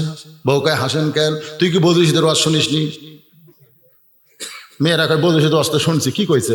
বধূশীদ কইছে মেয়ে মানুষ কেবলমাত্র 1 ব্যক্তির জন্য সাজতে পারবে, সেই ব্যক্তি হলো তার স্বামী। স্বামী ছাড়া অন্য কোনো পুরুষের জন্য মালা গলার দেওয়া জায়েজ নাই। এখন তুই বল, তোকে যদি মালা ছাড়াই আমার দেখতে ভালো লাগে, তাহলে মালার কি দরকার আছে রে? প্রেম হলো কলিজার ব্যাপার। বউ কয় আল্লাহ রে, ই তো মস্ত বড় সিটার রে। কথা কিন্তু ঠিকই কইছে, কারণ আপনার বইয়ের গলার মালা কে দেখবে? স্বামী দেখবে। সেই স্বামী যদি মালা ছাড়াই দেখতে ভালো লাগে, তাহলে 2 ভরি মালা কেনার কি দরকার? এরকম কিছু স্বামী আছে না নাই, চাটি দিয়া বইয়ের জিনিস বেচা খায়। আলী ভাবতেছে ওন্নাটা বের করে যখনই বলবো ফাতেমার, তখন মানুষ মনে মনে চিন্তা করবে বইয়ের ওন্না বিক্রি করতেছে, আলী দুর্বল হয়ে গেছে, পকেট থেকে ওন্না বের করতে পারেন। আলী বলে ফাতেমা, গোটা বাজার ঘুরতেছি ওন্না পকেটের মধ্যে, হঠাৎ একজন খরিদ্দার আমার সামনে সালাম দেবে, আলী ভাই আপনি মনে হয় কিছু বিক্রি করবেন। আমি আলী চমকে গেলাম, বিক্রি করব দুনিয়ার কেউ জানে না, জানে শুধু আল্লাহ। জোরে কান জানে কে? পকেটের মধ্যে রাখছি। আর খরিদ্দার বলতেছে আপনি মনে হয় কিছু বিক্রি করবেন। আলী বলে ফাতেমা তাকাই দেখি, ওই খরিদ্দার একটা ব্যাগ আমার সামনে ধরলো, আমি তোমার ওন্না বের করে ওই ব্যাগের মধ্যে ঢুকাই দিলাম। খরিদ্দার ওন্নার দিকে না তাকায় ব্যাগের মুখটা ধরে আমার হাতে 6টা দিরহাম দিয়ে চলে যায়। আমি আশ্চর্য হয়ে গেলাম, একটাবার খরিদ্দার তোমার ওন্না দেখলো না, স্পর্শ করলো না, ব্যাগের মাথা ধরে 6টা দিরহাম যখন দেয়, আমি এক দৌড়ে খাবার দোকানে গেলাম। ও দোকানদার, 6 দিরহামের যে খাবার হবে তাড়াতাড়ি প্যাকেট করে দাও, আমার হাসান হোসাইন 2 দিন হলে না খেয়ে আছে। দোকানদার 6টা দিরহামের খাবার প্যাকেট করে যখন আমার হাতে দিবে, এমন সময় একজন ফকির আমার সামনে সে সালাম দেয়, বলে আলী রে, আজকে 3 দিন হলে কোনো কিছুই খাই নাই। ও আলী, পারো তো আমার একটু সাহায্য করো, আমার একটু সাহায্য করো। ও ফাতেমা, আমার এত রাগ হয়ে গেল, তোমার ওন্না বিক্রি করার টাকা দিয়া খাবার প্যাকেট হয়ে গেছে, আর এমন সময় ফকির আমার কাছে যখন চাই আমি কি করব? আমি যখন ফকিরকে কিছু বলবার চাইছি, এমন সময় আল্লাহর কোরআন বলতেছে আম্মা সাইলা ফালা তানহার, আলী রে, ফকিরের সঙ্গে খারাপ ব্যবহার করো না। আলী বলে ফাতেমা, চিন্তায় পড়ে গেলাম, 6টা দিরহামের 1টা দিরহাম ফকিরকে দিব, আর বাকি 5টা দিরহাম নিয়ে খাবার নিব। এই চিন্তা করে পকেট থেকে 1টা দিরহাম বের করে যখন ফকিরকে দিবার চাই, এমন সময় আল্লাহর কোরআন আমাকে বলতেছে ওমা তুনফিকু মিন শাইইন ফি সাবিলিল্লাহি ওয়াফা ইলাইকুম ওয়া আনতুম লা তুজলামুন। আলী রে তুই ফকিরকে একটা দিরহাম দিবি, তুই কি জানিস আলী ওই একটা দিরহাম তোর খরচ হবে, তোর নষ্ট হবে না। ওয়াফাইলাইকুম, আমি আল্লাহ তোকে 10 দিরহাম ফেরত দিব। আলী রে তুই যদি ফকিরকে 2টা দিরহাম দিস আমি তোকে 20টা দিরহাম ফেরত দেব। তুই যদি ফকিরকে 6টা দিরহাম দিস আমি আল্লাহ তোকে 60 দিরহাম ফিরাইয়া দেব। আলী বলতে তো ফাতেমা আমি নিজের হাসান হোসেনের দিকে খেয়াল না করে আল্লাহর কোরআনের দিকে খেয়াল করে ওই ফকিরকে 6টা দিরহাম দিয়ে দিলাম। সুবহানাল্লাহ কোন। ফকির যখন 6টা দিরহাম নিয়ে চলে যায় এমন সময় দোকানদার বলতেছে আলী ভাই খাবার প্যাকেট করলাম, সেই প্যাকেট না নিয়ে ফকিরকে দান করে দিলেন, এখন আপনার খাবার প্যাকেটের খবর কি? আমি তখন বললাম দোকানদার 1 প্যাকেট দিয়ে আমার কি হবে, তুমি 2 বস্তা খাবার প্যাকেট করো, 2 বস্তা খাবার প্যাকেট করো, কিছুক্ষণ পর আমি 2 বস্তা নিয়ে যাব।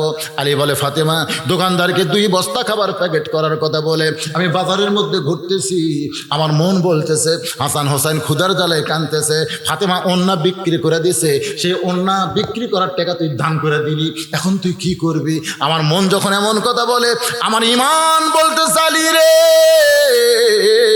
আল্লাহ কোনোদিন কাউকে ঠকায় না, আল্লাহর কোরআন হলো চূড়ান্ত সত্য, ধরে কোন ঠিক কিনা। এমন সময় দেখি এক ব্যক্তি উট নিয়ে আমার সামনে বলে আলী ভাই উটটাকে নিবেন? আমি কলাম এমটি পকেট, 1 টাকাও নেই, উটটা কেমনে নিব? উটওয়ালা বলতেছে 100 দিরহাম বাকিতে উটটা কিনেন, বিক্রি করে টাকা দিবেন সেটাও কি পারবেন না? আলী বলে ফাতেমা এত বড় সুযোগ আমি হাতছাড়া করলাম না, বিক্রি করে টাকা দেওয়া কি বুঝতেছেন? 100 দিরহামে বাকিতে উটটা নিয়ে যেই মাত্র উটের বাজারে গেছি চারিদিক থেকে সবাই চলে আসে আলী ভাই কবে থেকে উটের ব্যবসা শুরু করলেন? সবাই হযরত আলীকে চিনে গেছিলেন আন্দরে খান, সবাই বলতে যে কবে থেকে উটের ব্যবসা শুরু করলেন, কত দাম নিবেন? আমি বললাম কত দাম নিব সেটা বলবো না, তোমাদের মধ্যে খরিদ্দার বলো কত দিবা। এক খরিদ্দার আমার কানে কানে কই এত সুন্দর উট 160 দিরহাম দিয়া দিলাম। আলী বলে ফাতেমা 160 দিরহাম উটটা বিক্রি করে 100 দিরহাম উটওয়ালারে ফেরত দিয়া বাকি 60টা দিরহাম নিয়ে দোকানে গেলাম, দেখি দোকানদার খালি রাগে ফুসতিছে, কারণ 1 ব্যাগ করে সেটা খুলে রাখছে 2 বস্তার প্যাকেট, এর মধ্যে আমার খবর নাই। আমি সালাম দিয়ে বললাম ভাইজান কত দাম? বলে 60 দিরহাম। আমি 60 দিরহাম দিয়ে 2 বস্তা খাবার, 1 বস্তা হাতে 1 বস্তা কান্দে নিয়ে যখন তোমার ঘরের দরজায় ফাতেমা বলতে স্বামী গো জামিল আমার আগে কেমনে জান্নাতে যাবে সেইটা না বলে কি ওয়াজ শুরু করছেন? আলী বলতে ফাতেমা মেয়ে মানুষের ধৈর্য কম, একটু ধৈর্য ধরো, ইন্নাল্লাহ মা'আস সাবিরিন। ও ফাতেমা তোমার কি মনে আছে আমি 2 বস্তা খাবার নিয়ে তোমার ঘরের দরজায়, তুমি দরজা বন্ধ করে দিলে, স্বামীর কান্দে বস্তা হাতে বস্তা দেখে তুমি দয়া না করে দরজা বন্ধ করলে। আমি সালাম দিয়ে বললাম ফাতেমা দরজা খোলো, তুমি তখন জানলা দিয়ে আমার কি বলেছিলে মনে আছে?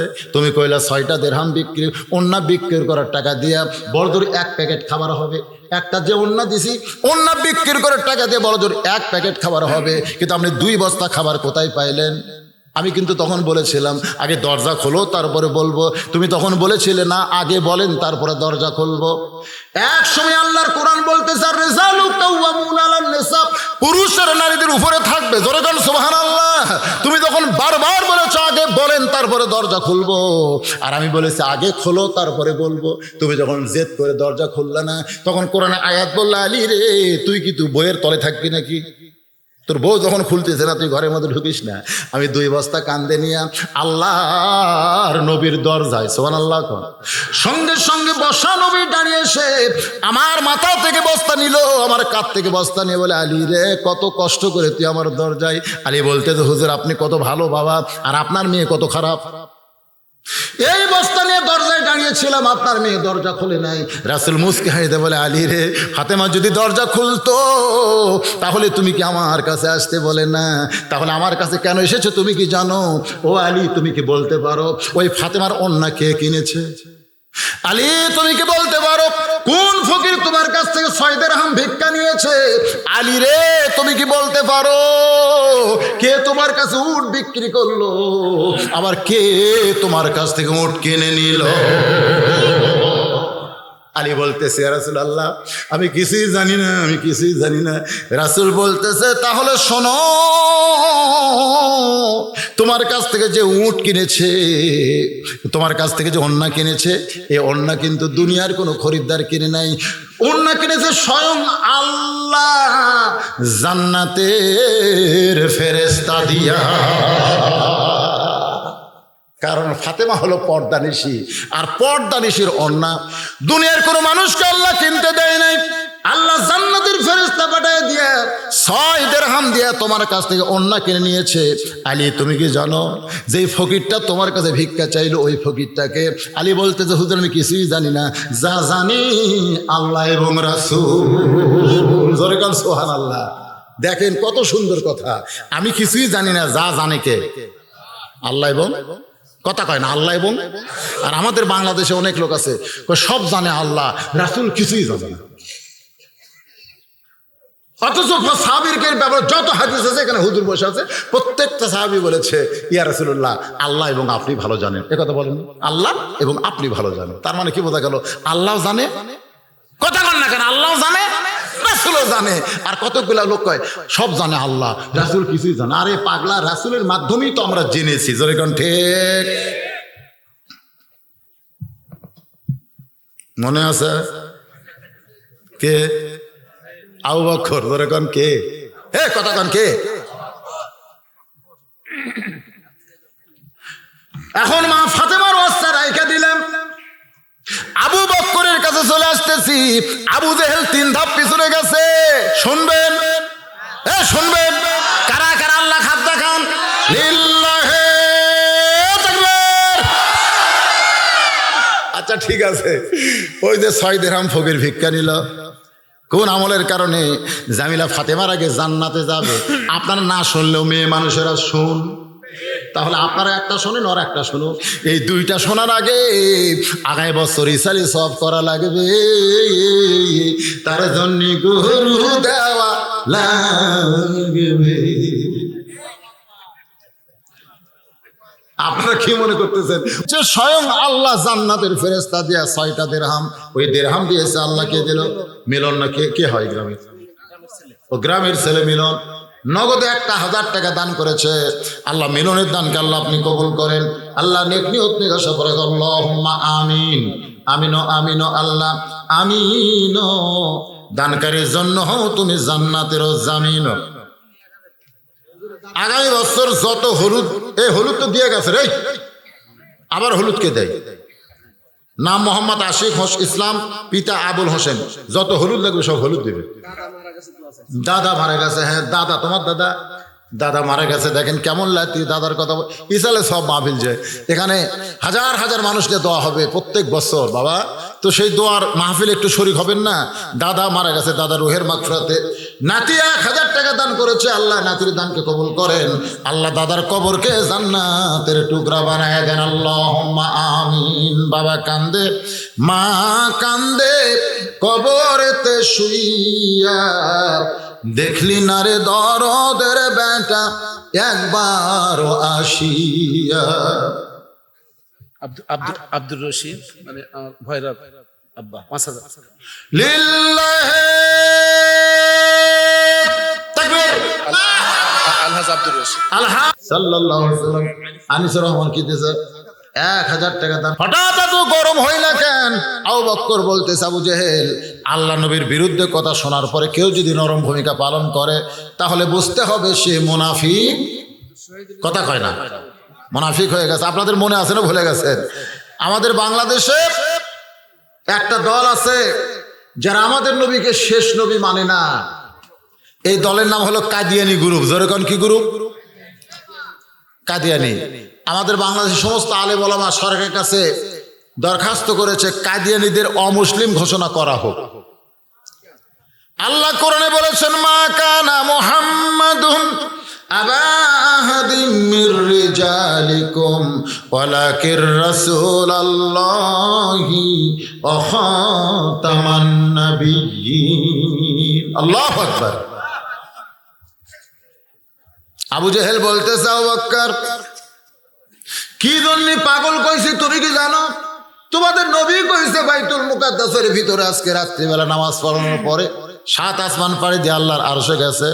আল্লাহ পাক নাকি 5 ওয়াক্ত নামাজ দিয়েছে। সকালবেলায় গাঁজাখুরি গল্প আমার কাছে করলো।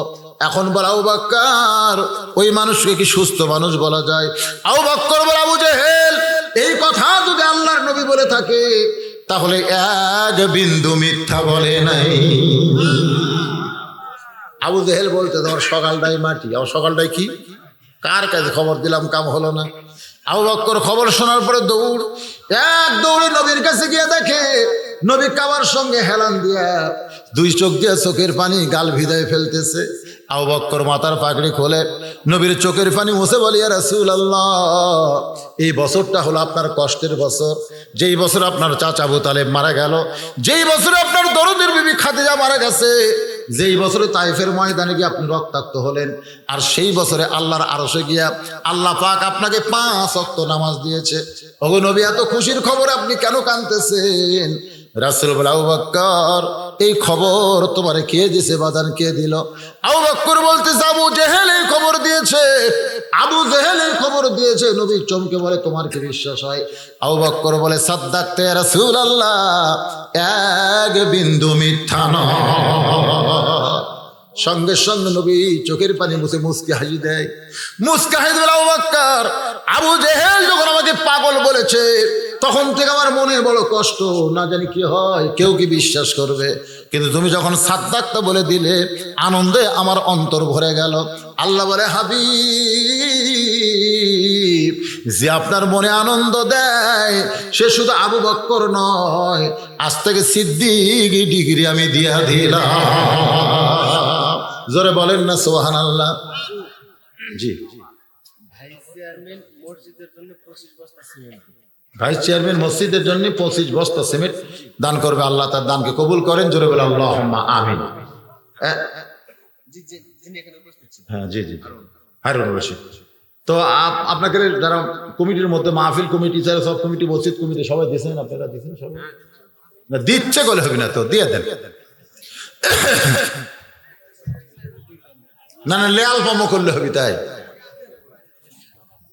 আল্লাহ নবী বলতেছেন, আলী বলো, ফাতেমা জানতে চায় কোন আমলের কারণে কাঠুরে বিবি জামিলা ফাতেমার আগে জান্নাতে যাবে। আলী বলতেছে, ফাতেমা, আমি যখন আল্লাহর নবীর কাছে আসলাম 2 বস্তা নিয়ে, তুমি যখন দরজা খোলো নাই, মনে আছে তোমার? নবী বললেন, আলী, তুমি কি বলতে পারো কি জন্য ফাতেমা দরজা না করলে তুমি কি আমার কাছে আসতে? তুমি যখন আমার কাছে আসলে, তাহলে শোনো আলী, তুমি কি বলতে পারো ফাতেমার ওড়না কে কিনেছে? আলী বলতেছে, আল্লাহ এবং রাসূল ভালো জানে। রাসূল বললেন, আলী রে, ফাতেমার ওড়না কিনেছে স্বয়ং আল্লাহ জান্নাতের ফেরেশতা দিয়া। তুমি 6টা দিরহাম নিয়ে যখন বাজারে খাবার কিনতে গেলে, আলী, খাবার প্যাকেট হয়ে গেল। ওই সময় একজন ফকির তোমার কাছে ভিক্ষা চাইলো। ওই ফকির কে আলী, তুমি কি জানো? ওই ফকিরটা হলো সেই ফেরেশতা যে ফাতেমার ওড়না কিনে আল্লাহর কাছে জমা দিয়েছে। তুমি কি জানো আলী? ওই ফেরেশতা ফকির সাইজে আল্লাহর হুকুমে লিয়াবলুয়াকুম আইয়ুকুম আহসানু আমালা, তোমাকে পরীক্ষা করবে সুন্দর আমলটা কি। তুমি আলী এক সময় মনে মনে ভাবতেছিলে খাবার প্যাকেট হয়ে গেছে, সেখান থেকে ফকিরকে কেমনে দিব। এমন সময় আল্লাহর কোরআন তোমার সামনে এসে বলল, আম্মা সাইলা ফালা তানহার, সাইলকারীকে খারি খারি ফিরান যাবে না। আল্লাহর কোরআনকে দাম দেয়। তুমি যখন 1টা দিরহাম ফকিরকে দিবার চাও, এমন সময় আল্লাহর কোরআন বলল, আলী, ওয়ামা তুনফিকু মিন শাইইন ফি সাবিলিল্লাহি ইয়াওফা ইলাইকুম ওয়া আনতুম লা তুজলামুন। আল্লাহর কোরআনের দাম দিয়া তুমি 6টা দিরহাম যখন ফকিরকে দিয়া দিলা, ফকির 6টা দিরহাম নিয়ে আল্লাহর কাছে গিয়া আল্লাহকে যখন 6টা দিরহাম দেয়, আল্লাহ তাকায় দেখে ফকির রূপে ফেরেশতার চোখ দিয়ে পানি পড়তেছে। আল্লাহ বলে, কেন কান্দিস? বলে, বুঝি না, 6টা দিরহাম দিয়ে অন্য কিনলেন, সন্তান 2 দিনের না খাওয়া, আবার সেই 6টা দিরহাম ফেরত নিয়ে আসলেন, খাবার এখন হাতে নিবার পারলো না। আল্লাহ কয়, ফেরেশতা রে, যা যা, যে উটের পিঠে চড়ে ফাতেমা জান্নাতে যাবে, ওই উটটা আজকে দুনিয়াতে বিক্রি হবে। ও আলী, ওই ফেরেশতা মানব রূপে এসে ওই ফাতেমা যে উটের পিঠে চড়ে জান্নাতে যাবে, ওই উটটা তোমার কাছে বিক্রি করলো বাকি 100 দিরহাম দিয়া। আবার ওই ফেরেশতাকে আল্লাহ 160 দিরহাম দিয়ে পাঠায় দিছে, 100 দিরহাম ফেরত নে, বাকি 60টা দিরহাম দিয়া তুমি যে 2 বস্তা খাবার নিয়ে গেছো, দুনিয়াতে আল্লাহ তোমাকে 1-এর বদলে 10 দিয়েছে। ফাতেমা বলতেছে, তাহলে আমার আগে জামিলা কেমনে জান্নাতে যাবে? এই কথা কোন জায়গায় আছে? আলী বলতেছেন, ফাতেমা শোনো, উটের পিঠে চড়ে তুমি যখন জান্নাতে যাবে, কিন্তু উটটা ওই জান্নাতের কিছু দূর যাওয়ার পর্যন্ত আর সামনে যাবে না। ফেরেশতা বলতেছে, আল্লাহ এই উটটা তো আর সামনে যায় না, এখন ফাতেমাকে নিয়ে জান্নাত থেকে অনেক দূরে উটটা দাঁড়িয়ে আছে। আল্লাহ বলে, রে ফেরেশতারা, উটটা যদি না যায় তাহলে উটটাকে টেনে টেনে জান্নাতে নিয়ে যাওয়া লাগবে। ফেরেশতা বলতেছে, আল্লাহ উটের কি ধরে টানবো, টানার তো কিছুই নাই। আল্লাহ বলবে, রে ফেরেশতারা শোন, ওই ফাতেমার ওন্না বিক্রি হয়েছিল, ওন্নাটা আমি জান্নাতের মধ্যে যত্ন করে রাইখা দিয়েছি। ওই উটটাকে, ওই ওন্নাটাকে উঠের লাগাম হিসাবে, দড়ি হিসাবে, রশি হিসাবে বেঁধে দাও। যখন এটা দড়ি হিসাবে গলায় বেঁধে উটটার সামনে ওন্নাটা ঝুলতেছে, ফেরেশতা বলে, আল্লাহ এখন উটটাকে কে টেনে টেনে জান্নাত নিয়ে যাবে? আলী বলতেছেন, ফাতেমা। ওই সময় আল্লাহ বলবেন, জামিলা, রে কাঠুরের বিবি জামিলা, তুমি কোথায়? সব সময় তোমার স্বামী দোয়া করতো, আল্লাহ যে বউটা স্বামীর হুকুম ছাড়া ফাতেমার জন্য দরজা খোলে না, এই বউটারে তুমি সবার আগে জান্নাত দিও। ওই কাঠুরার দোয়া আল্লাহ কবুল করেছে, কারণ স্বামী যখন কোনো বউয়ের জন্য দোয়া করে, ওই দোয়াটা আল্লাহ কবুল করে। আলী রে, তোমার ফাতেমা খাতুনের জান্নাত, তুমি কি কোনোদিন কইছো ফাতেমাকে আল্লাহ সবার আগে জান্নাত দিও? আলী বলতেছে, এই দোয়া তো আমি কোনোদিন করি নাই। রাসূল বলে, স্বামী হওয়ার পরেও তুমি ফাতেমার জন্য দোয়া করো নাই, কিন্তু কাঠুরিয়া দোয়া করার কারণে আল্লাহ তার দোয়া কবুল করেছে। কিন্তু আল্লাহ খাতুনের জান্নাতকে বাদ দিয়ে ওই কাঠুরার বউকে কেমনে সবার আগে জান্নাত দিবে? এই কারণে আল্লাহ বলে, রে জামিলা, ওই ফাতেমার উটটাকে টেনে টেনে জান্নাতে নিয়ে যাও। ওই ফাতেমার অন্যার এক মুড়ে ধরে ওই জামিলা যখন টানা শুরু করবে, ফাতেমার উটটা নড়া শুরু হবে। টানতে টানতে এক সময় উটের পিঠ থেকে ফাতেমার পা জান্নাতে পড়ার আগে ওই কাঠুরার বিবির পা জান্নাতে ঢুকে পড়বে। ও মায়েরা, সঙ্গে সঙ্গে ফাতেমা চিৎকার দিয়ে বলে, আল্লাহ, যেই মেয়েরা স্বামীর কথা মতো চলবে, স্বামীর হুকুম ছাড়া কিছুই করবে না, সেই সকল মেয়েকে, আর যে মেয়েরা পর্দা মেনে চলবে, এই সকল মেয়েকে ফাতেমা জামিলার সঙ্গে জান্নাত দিয়ে দিও। আমার মায়েদের জন্য বলতেছিলাম, মা স্বামীর কথা মতো চলা লাগবে, আর একটা হলো মা ফাতেমার মতন পর্দানিশী হওয়া লাগবে। মেয়েদের আমল কিন্তু বেশি না, বেশি আমল আছে। 1 নম্বর হলো নামাজ, 2 নম্বর রোজা, 3 নম্বর সতীত্বের হেফাজত, পর্দা, আর 4 নম্বর হলো স্বামীর কথা মতো চলা। এই 4টি আমল যদি মেয়েরা করতে পারে, আল্লাহ জান্নাতের 8টা দরজা খুলে দিবে। যে কোনো দরজা দিয়ে তারা ফাতেমার সঙ্গে, জামিলার সঙ্গে জান্নাতি হয়ে যাবে। সুবহানাল্লাহ। আল্লাহ পাক আমাদের সকলের জন্য কবুল করুন। ফজরের নামাজ আমাদের জামাতের সঙ্গে আদায় করতে হবে, এই জন্য রাত বেশি করতে চাইছিলাম না, 12টার মধ্যে কমপ্লিট, কিন্তু দেরি হয়ে গেল। ইস্তেগফার পড়ো সকল। আস্তাগফিরুল্লাহ রব্বি মিন কুল্লি জামবি ওয়া তুবু ইলাই, আস্তাগফিরুল্লাহ রব্বি মিন কুল্লি জামবি ওয়া তুবু ইলাই, লা হাওলা ওয়ালা কুওয়াতা ইল্লা বিল্লাহিল আলিয়্যিল আযীম।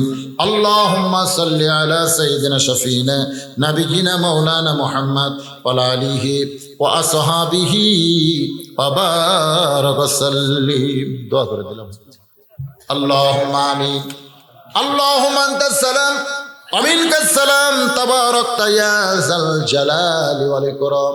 আয় আল্লাহ তাআলা, সেই মাগরিবের নামাজের পর থেকে এখন প্রায় রাত 1টা বাজতেছে, এই দীর্ঘ সময় পর্যন্ত তোমার পাগল বান্দা বান্দিরা আরামের বাড়ি, আরামের ঘুমকে বাদ দিয়া কোরআন হাদিসের মহব্বত কলিজার মধ্যে নিয়া এই জান্নাতের বাগানে বসে বসে কোরআন হাদিসের আলোচনা শোনার শেষে আমি গুনাহগারের সঙ্গে রহমতের দরজায় ফকির হয়ে দোকানা হাত তুলেছে।